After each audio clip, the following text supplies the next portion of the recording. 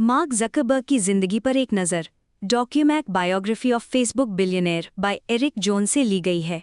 Mark Zuckerberg की जिंदगी पर एक नज़र। क्या आपने कभी सोचा है कि world famous take entrepreneur mark Zuckerberg के पास फेसबुक का $1 बिलियन आइडिया कैसे आया होगा? सिर्फ 2020 में ही फेसबुक का रेवेन्यू लगभग $86 बिलियन था। मार्केट में बहुत सारे नए सोशल मीडिया ऐप आने के बाद भी फेसबुक ने अब भी लगातार सबसे पॉपुलर सोशल मीडिया वेबसाइट का ताज बरकरार रखा है। फेसबुक हमारी ऑनलाइन पहचान बन गई है। इमेजिन कीजिए कि आपका बचपन का सपना हार्वर्ड जैसे नामी गिरामी यूनिवर्सिटी में पढ़ने का था और आपका सपना सच हो जाता है। आप दुनिया के सबसे फेमस यूनिवर्सिटी में एक ऐसे सब्जेक्ट को पढ़ने के लिए जाते हैं जो हमेशा से आपका पैशन रहा है। फिर एक दिन ऐसी बात होती है जिससे आपको अपने ड्रीम यूनिवर्सिटी को छोड़ना पड़ता है। मार्क ज़करबर्ग के साथ भी कुछ ऐसा ही हुआ था और तभी मार्क ने फेसबुक बनाने का सफ़र शुरू किया। आज Harvard university drop out mark Zuckerberg Facebook के CEO और फाउंडर हैं और उनका नेटवर्थ $114 बिलियन है। एक यूनिवर्सिटी ड्रॉप आउट से एक टेक मैग्नेट बनने तक की उनकी मज़ेदार सफ़र के बारे में जानने के लिए आगे बढ़िए। शुरुआती जिंदगी 14 मई 1984 को व्हाइट प्लेन्स न्यूयॉर्क में मार्क ज़करबर्ग का जन्म हुआ था। उनकी फैमिली पढ़ी लिखी थी। उनके पिताजी एडवर्ड ज़करबर्ग एक डेंटिस्ट थे और उनकी मां कैरन एक साइकेट्रिस्ट थी। मार्क और उनकी 3 बहनें रैंडी, डॉना और एरियल न्यूयॉर्क के डाउनटाउन में डॉब्स फेरी नाम के एक छोटे से गांव में पले बढ़े थे। ज़करबर्ग के पिता के शब्दों में मार्क बचपन से ही स्ट्रॉन्ग विल पावर वाले और मजबूत शख्स थे। वो कहते हैं, कुछ बच्चों के लिए उनके सवालों का जवाब सिर्फ हाँ या ना में दिया जा सकता है, लेकिन अगर मार्क ने कुछ मांगा तो हाँ कहना तो काफ़ी था, लेकिन ना का मतलब बहुत कुछ होता था। अगर आप उसे ना कहना चाहते हैं तो बेहतर होगा कि आप अपने ना कहने की वजह, उसके पीछे का सच, मतलब और लॉजिक को अपने साथ तैयार रखिए। हमें लगता था कि एक दिन वो वकील बनेंगे और जूरी को 100% सक्सेस रेट से अपनी बातों को मनवाएंगे। ज़करबर्ग छोटी उम्र से ही कंप्यूटर में इंटरेस्टेड थे। 12 साल की उम्र में उन्होंने अटारी बेसिक का इस्तेमाल करके ज़ैकनेट नाम का एक मैसेजिंग प्रोग्राम बनाया। उन्होंने इस मैसेजिंग ऐप को अपने पिताजी के डेंटल क्लिनिक के लिए बनाया ताकि वहाँ की रिसेप्शनिस्ट उनके पिताजी को नए पेशेंट्स के बारे में आसानी से बता सकें। जल्द ही मार्क के फैमिली मेंबर्स ने भी एक दूसरे से बात करने के लिए ज़ैकनेट का इस्तेमाल करना शुरू कर दिया। ये बात इंटरेस्टिंग है कि जहाँ कुछ बच्चे कंप्यूटर गेम खेलते हैं, वहीं ज़करबर्ग ने कंप्यूटर गेम बनाया। अपने दोस्तों के साथ कंप्यूटर गेम बनाना उनका हॉबी था। ज़करबर्ग के शुरुआती सालों से आप क्या सीख सकते हैं? अपना जुनून, अपना पैशन ढूंढिए और उसमें इन्वेस्ट कीजिए। दुनिया के सबसे कामयाब लोगों की ही तरह ज़करबर्ग ने अपने जुनून के दम पर एक बड़ा एम्पायर खड़ी की। जिन हॉबीज़ में आपका इंटरेस्ट है उसे आगे ले जाने की ज़रूरत है और उसी पर काम करना चाहिए। अगर आपने अपनी ज़िंदगी की शुरुआत में एक जुनून पा लिया है तो आपको उस पर काम करना चाहिए और एक एक्सपर्ट बनने तक इसका प्रैक्टिस करना चाहिए। ज़करबर्ग एक ऐसे फैमिली में पले बढ़े जो उनका सपोर्ट करते थे।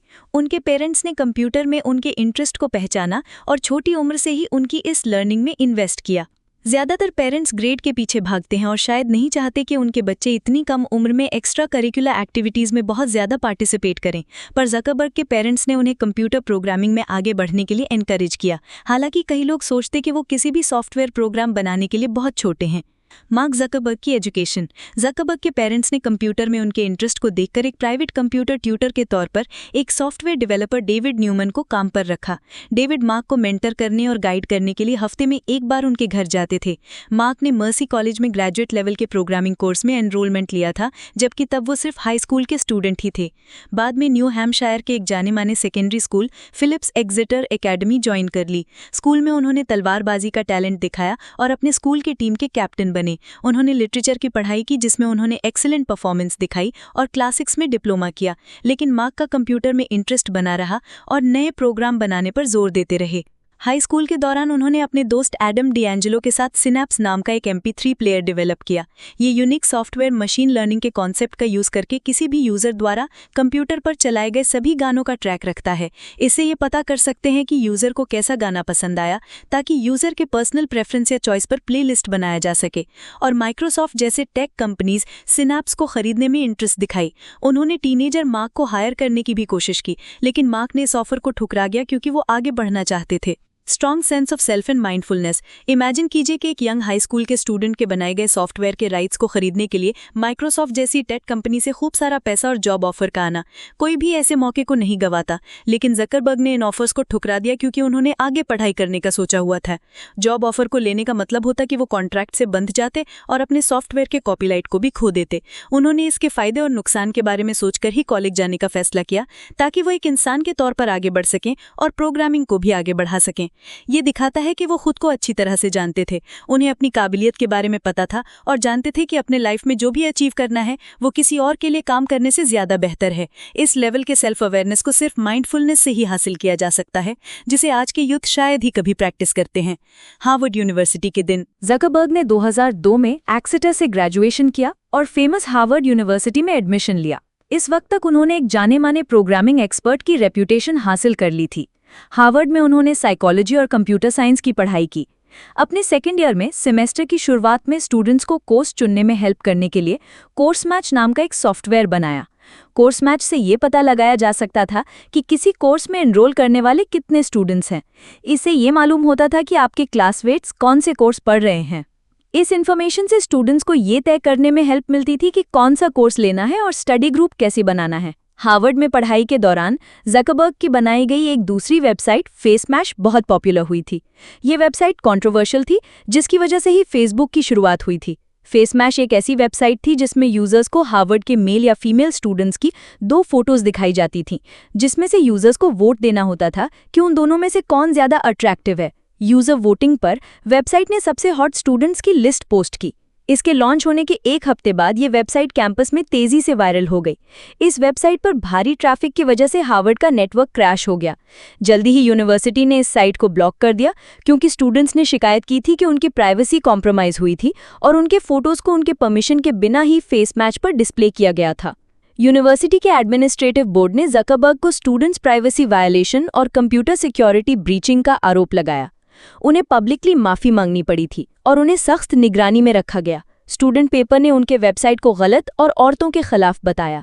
उनके पिछले कामों की वजह से यूनिवर्सिटी के 3 साथी दिव्या नरेंद्र और जुड़वा कैमरन और टाइलर विंकलेवोस को उनके साथ हार्वर्ड कनेक्शन नाम के एक सोशल नेटवर्किंग वेबसाइट पर काम करने के लिए कॉन्टैक्ट किया गया। इस वेबसाइट का एम हार्वर्ड के स्टूडेंट्स के लिए एक डेटिंग साइट बनाना था, जहां वे दूसरे स्टूडेंट्स के फोटो और प्रोफाइल्स देख सके। जकरबर्ग ने शुरू में उनके प्रोजेक्ट में उनकी हेल्प की, लेकिन जल्द ही फेसबुक के अपने आइडिया पर काम करने के लिए इस ग्रुप को छोड़ दिया। कामयाबी रातों रात नहीं मिलती। हालांकि ऐसा लग सकता है कि जकरबर्ग लकी थे कि उनकी कैजुअल प्रोजेक्ट $1 अरब की कंपनी में बदल गई, लेकिन ऐसा नहीं है। सच तो यह है कि जकरबर्ग बहुत छोटी उम्र से ही इस दिन की तैयारी कर रहे थे। उन्होंने प्रोग्रामिंग प्रोजेक्ट्स पर काफी फोकस और मजबूती से काम करना जारी रखा। अपनी टीनेज के दिनों में जब कई लोग पार्टी जाते, तो जकरबर्ग ने प्रोग्रामिंग में ही अपना फोकस बनाया। उन्होंने साइकोलॉजी जैसे दूसरे सब्जेक्ट्स को भी पढ़ा, लेकिन वे कोडिंग और गेम्स और साइनैप्स, कोर्स मैच और फेस मैच जैसे सॉफ्टवेयर प्रोग्रामिंग का प्रैक्टिस करते रहे। फेसबुक का जन्म। 19 साल की उम्र में जकरबर्ग ने अपने दोस्तों डस्टिन मॉस्कोविट्ज, क्रिस ह्यूज और एडवर्डो सेवरिन के साथ द फेसबुक नाम का एक कामयाब वेबसाइट बनाया। इस वेबसाइट पर यूजर्स ने अपने प्रोफाइल बनाए, फोटोज अपलोड की और दूसरे यूजर्स के साथ चैट किया। उन दिनों फेसबुक सिर्फ हार्वर्ड के स्टूडेंट्स के लिए अवेलेबल था। जकरबर्ग और उनके दोस्तों ने जून 2004 तक हार्वर्ड यूनिवर्सिटी में अपने डॉर्मेट्री से फेसबुक पर काम किया। जकरबर्ग ने फेसबुक के वायरल असर को तब पहचाना जब हार्वर्ड में आधे अंडर ग्रेजुएट्स ने इसके लॉन्च के पहले महीने के अंदर वेबसाइट पर रजिस्ट्रेशन कर लिया। जल्दी जकरबर्ग ने अपने शानदार आइडिया पर फुल टाइम काम करने के लिए कॉलेज छोड़ दिया और कैलिफोर्निया के पालो आल्टो में अपनी कंपनी का हेडक्वार्टर बनाया। फेसबुक यूजर्स तेजी से बढ़े और 2004 के आखिर तक फेसबुक पर 1 लाख यूजर्स रजिस्टर हो चुके थे। जकरबर्ग ने दूसरे आईवी लीग स्टूडेंट्स के लिए रजिस्ट्रेशन खोला और अगले ही साल एक venture capital firm Accel Partners ने इस बढ़ते नेटवर्क में $12.7 मिलियन का इन्वेस्टमेंट किया, जिसे फेसबुक को बहुत बढ़ावा मिला। शुरुआत में हार्वर्ड के स्टूडेंट्स के लिए खासकर बनाया गया फेसबुक जल्द ही कैंपस से बाहर फैल गया। कुछ ही टाइम में दूसरे कॉलेजेस, हाई स्कूल और इंटरनेशनल स्कूल्स के स्टूडेंट्स को फेसबुक पर रजिस्टर करने का परमिशन दे दिया गया। मई 2005 के आखिर तक रजिस्टर्ड यूजर्स के नंबर को 5.5 मिलियन तक बढ़ा दिया गया था। बहुत सी कंपनीज ने इस पॉपुलर वेबसाइट पर अपने एड्स दिखाने में इंटरेस्ट दिखाया। याहू जैसी बड़ी कंपनीज और MTV नेटवर्क्स ने जकरबर्ग को बहुत सारा पैसा ऑफर किया, लेकिन वो इसे बेचना नहीं चाहते थे और वेबसाइट को एक्सपैंड पर फोकस करना चाहते थे, इसलिए मार्क ने सबके ऑफर ठुकरा दिए। उन्होंने अपनी कंपनी को डेवलपर्स के लिए खोल दिया, जिन्होंने साइट की फीचर्स को बढ़ाने का काम किया। फेसबुक इतनी जल्दी आगे बढ़ा जो बहुत ही हैरान कर देती थी। 2006 के आखिर तक इसके 12 मिलियन यूजर्स थे और 2009 के आखिर तक आते आते तक फेसबुक यूजर्स की पॉपुलेशन 350 मिलियन हो गई थी। फेसबुक को 18 मई 2012 को पब्लिक किया गया। पब्लिक होने का मतलब है कि एक private company initial public offer देकर पब्लिक में ट्रेड करने और ओनरशिप वाला बिजनेस बनना। पब्लिक होने के पीछे बिजनेस को बढ़ाने के लिए कैपिटल जुटाना था। फेसबुक के आईपीओ ने $16 बिलियन का एक बहुत बड़ा अमाउंट जुटाया, जो कि टेक इंडस्ट्री की हिस्ट्री में सबसे बड़ा आईपीओ था। इसकी वजह से ज़करबर्ग ने रातों रात दुनिया के 29वें सबसे अमीर शख्स का दर्जा हासिल कर लिया। अगले दिन ही ज़करबर्ग और उनकी यूनिवर्सिटी से उनकी गर्लफ्रेंड रही प्रिसिला चैन ने अचानक से शादी कर ली। उन्होंने मेहमानों को बताया कि वे सिर्फ प्रिसिला के मेडिकल स्कूल से ग्रेजुएट होने का सेलिब्रेशन करेंगे, लेकिन उन्होंने सबको हैरान कर दिया जब उन्होंने उस छोटे से फंक्शन में अपने दोस्तों और फैमिली के सामने शादी कर ली। बड़े सपने देखें और लॉन्ग टर्म गोल्स बनाएं। मार्क ज़करबर्ग को फेसबुक बेचने के लिए बहुत पैसों का ऑफर दिया गया, लेकिन वे खुद के बनाई इस कंपनी के साथ खड़े रहे और इसे बेचने से इनकार कर दिया। उन्हें रातों रात जल्दी पैसा कमाने में कोई इंटरेस्ट नहीं था और उनके दिमाग में बड़े गोल्स थे जो उन्हें लॉन्ग टर्म फायदा देती। उन्होंने अपनी कंपनी को एक्सपैंड करने और इसे बड़ा बेहतर बनाने पर फोकस रखने का फैसला किया, और उन्होंने यही किया जिसे हर गुजरते साल के साथ फेसबुक का रेवेन्यू सिर्फ बढ़ता ही गया। फेसबुक को उसके कंपेटिटर्स से कौन सी बात अलग करती है? इस वेबसाइट की खास बात यह थी कि इसमें यूजर्स को अपनी असली पहचान और ऑथेंटिक ईमेल देना जरूरी था, ताकि ये पक्का हो सके कि किसी ने नकली आईडी नहीं बनाई है। ज़करबर्ग बस यही चाहते थे कि लोग अपनी असलियत के साथ अपनी लाइफ को बाकी दुनिया के साथ शेयर करें। फेसबुक के कंपेटिटर्स जैसे फ्रेंडस्टर और माइस्पेस, दूसरे सोशल नेटवर्क्स ने अपने यूजर्स प्रोफाइल सही हैं या नहीं उस पर ध्यान नहीं दिया। यूजर्स की आइडेंटिटी क्रिएटिव और मज़ेदार हो सकती है, लेकिन फेसबुक इस मायने में अलग था कि यूजर्स को अपनी असली पहचान और बैकग्राउंड शेयर करना ज़रूरी था। ज़करबर्ग ने कहा, हम दुनिया में मौजूद सभी चीज़ों का मैप करने की कोशिश कर रहे हैं और कहते हैं, दुनिया में भरोसा जिंदा है। मुझे लगता है कि इंसान के तौर पर हम अपनी दुनिया को आसपास के लोगों और रिश्तों के दम पर बांटकर देखने की कोशिश करते हैं। इसलिए हम सभी लोगों की मैपिंग कर रहे हैं जो रिश्तों में भरोसा करते हैं, जिसे आप बोलचाल की भाषा में अक्सर दोस्ती का नाम देते हैं। इस तरह ये एक अलग ही तरह का एक नेटवर्क था जिसने असली कनेक्शन को मैप किया और यूजर्स के बीच रियल फ्रेंडशिप और भरोसा बनाने के लिए जगह दी। जिस वक्त फेसबुक लॉन्च किया गया था, उन दिनों इंटरनेट पर सबसे ज़्यादा कॉम्पिटिटिव मार्केट था फ्लिकर, फोटोबकेट और पिकासा जैसी फ़ोटो शेयरिंग वेबसाइटों का, जो यूजर्स को हाई क्वालिटी फ़ोटो शेयर करने का प्लेटफॉर्म देता था। उसी टाइम फेसबुक ने ऐसी फ़ोटो शेयरिंग सर्विस शुरू की जो बाकी सबसे अलग इसलिए थी क्योंकि आप उन फ़ोटो में अपने दोस्तों को टैग कर सकते थे।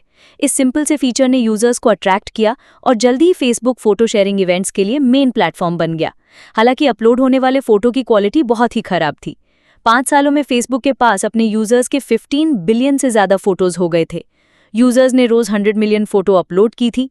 ये ज़करबर्ग और उनके डेवलपर्स के ग्रुप का काम करने का तरीका है, जो एक नए मार्केट में एंट्री करने के बाद उसमें एक सोशल पहलू जोड़कर बाकी सबसे आगे बढ़ जाते हैं। एक पॉइंट पर फेसबुक गेम्स भी मार्केट में आ गए थे। जिंगा नाम की एक कंपनी ने फेसबुक के लिए सिंपल गेम्स बनाए जो मार्केट के दूसरे कंपनीज के गेम से बहुत ही बेसिक थे। फार्मविल और माफिया वॉर्स जैसे फेसबुक गेम्स की खास बात ये थी कि वे सोशल थे। आप दोस्तों के साथ इन गेम्स को खेल सकते हैं और स्कोर को कंपेयर कर सकते हैं। इससे यूजर्स के लिए ये और ज़्यादा अट्रैक्टिव बन गया था। 2010 में माफिया वॉर्स में 19 मिलियन प्लेयर बने और फार्मविल के 54 मिलियन प्लेयर थे।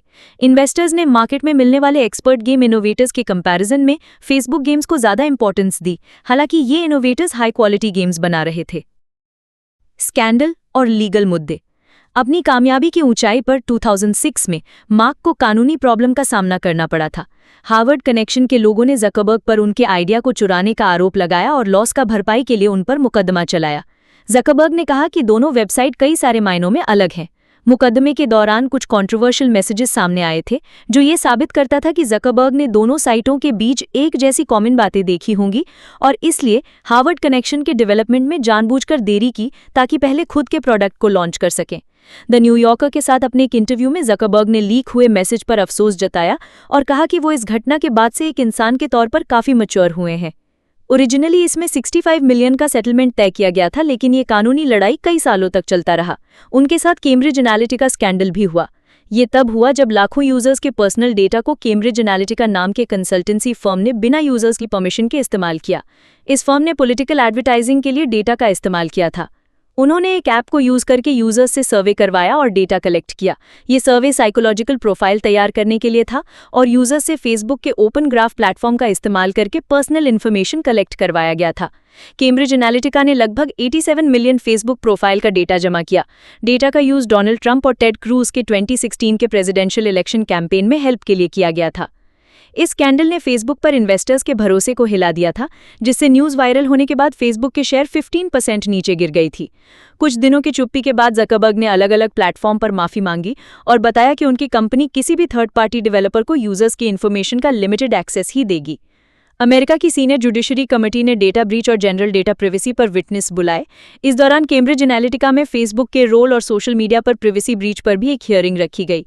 ज़करबर्ग ने कमेटी के सामने पेश होकर अपनी गलती मानी और कहा कि फेसबुक को गलत एक्टिविटी के लिए यूज होने से बचाने के लिए वे और ज्यादा काम कर सकते थे।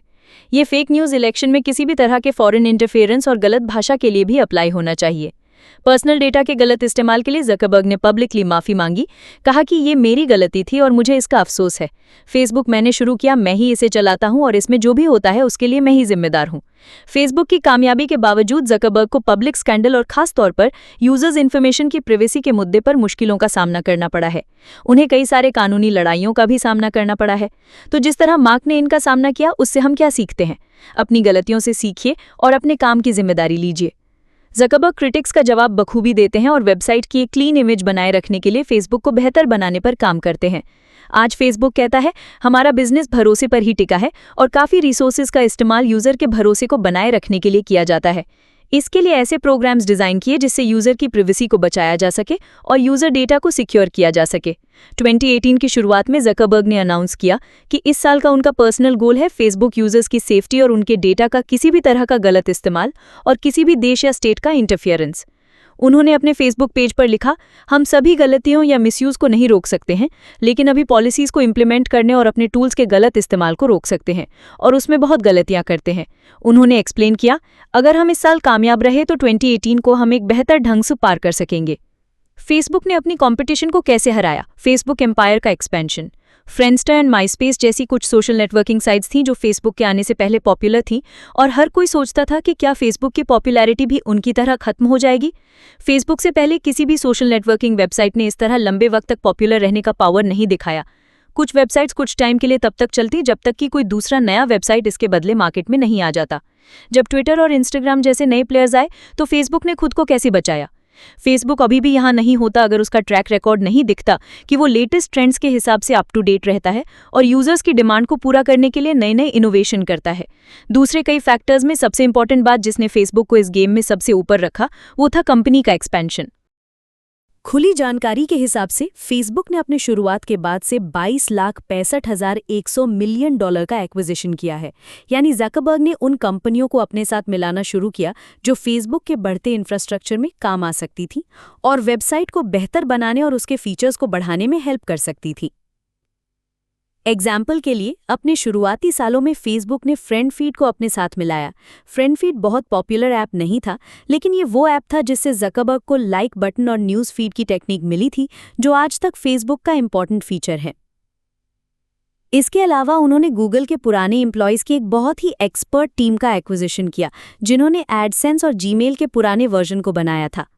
इसी तरह 2010 में फेसबुक ने एक टैलेंटेड आईटी टीम को सिर्फ अपने साथ मिलाने के लिए चाय लैब्स नाम के एक और छोटी कंपनी खरीदी जिसमें गोकुल राजाराम शामिल थे, जिन्हें गूगल एडसेंस के गॉडफादर के तौर पर जाना जाता था।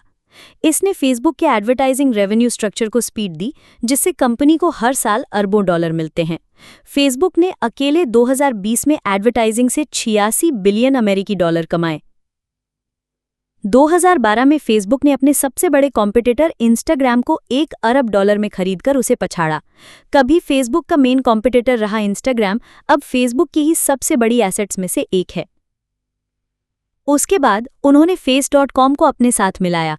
इससे जब भी एक यूज़र फोटो टैग करता जो फेशियल रिकॉग्निशन पर बनाया गया था, तब फेसबुक यूज़र के फ्रेंड्स का अंदाज़ा लगा लेता था। ये सोशल मीडिया नेटवर्क के लिए एक बड़ी बात थी। यहाँ सीखने के लिए ये ज़रूरी मैसेज है। इनोवेशन और एक्सपेंशन। फेसबुक ने बेस्ट सोशल नेटवर्किंग साइट का स्टेटस बरकरार रखा क्योंकि ज़करबर्ग ने टैलेंट और ग्रोथ पर अपनी पकड़ बनाकर रखी। ज़करबर्ग अपनी वेबसाइट को बेहतर बनाने की कोशिश करते रहते हैं और यूजर्स के प्रेफरेंस पर अपनी वेबसाइट्स में लेटेस्ट टेक्निक और फीचर्स देते रहते हैं। उन्होंने ऐसी वेबसाइट्स और टेक्निक खरीदी जो फेसबुक को टक्कर दे सकती थी और फेसबुक को और भी बेहतर बनाया। फेसबुक की कामयाबी के पीछे की खास वजह है ज़करबर्ग की लगातार कोशिश, जिससे वेबसाइट पर नए इनोवेशन और इम्प्रूवमेंट होते रहें। साथ ही ये सिंपल और ईजी टू यूज़ भी हैं। फेसबुक की एडवर्टाइजिंग। एक बार जब उन्होंने यूजर एक्सपीरियंस को ऑप्टिमाइज कर लिया, तो फिर ज़करबर्ग ने रेवेन्यू बढ़ाने के लिए एडवर्टाइजिंग मॉडल को बढ़ाना शुरू कर दिया। एटलस एडवर्टाइजर स्वीट, जो माइक्रोसॉफ्ट कंपनी में डेवलप किया गया एक प्रोग्राम है, अब फेसबुक एडवर्टाइजर्स को उनके आरओआई को समझने में हेल्प करता है। फेसबुक ने एटलस एडवर्टाइजर स्वीट को $100 मिलियन में खरीदा।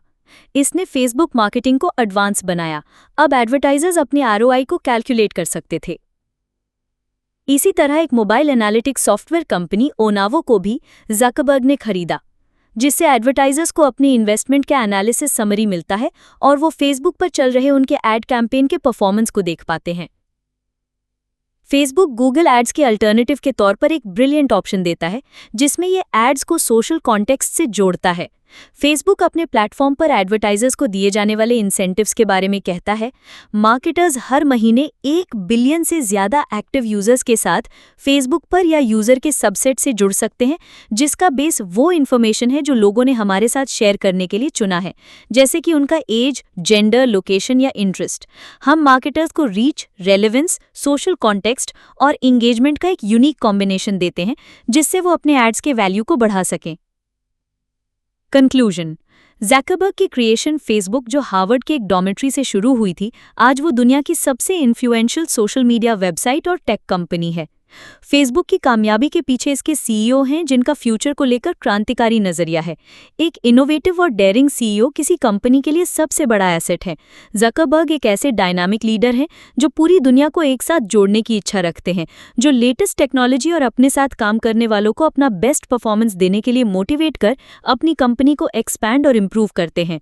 फेसबुक कभी भी एक जगह पर नहीं रहा, ये आगे बढ़ा और इसने टेक और सोशल मीडिया की इंडस्ट्री की सभी लेटेस्ट फीचर को अपनाया। ज़करबर्ग की कैलकुलेटेड रिस्क लेने की काबिलियत, सीखने की भूख और एडवांस टेक्नोलॉजी की वजह से फेसबुक एम्पायर आगे बढ़ता ही रहेगा, जब तक कि ये दुनिया के हर हिस्से तक नहीं पहुंच जाता।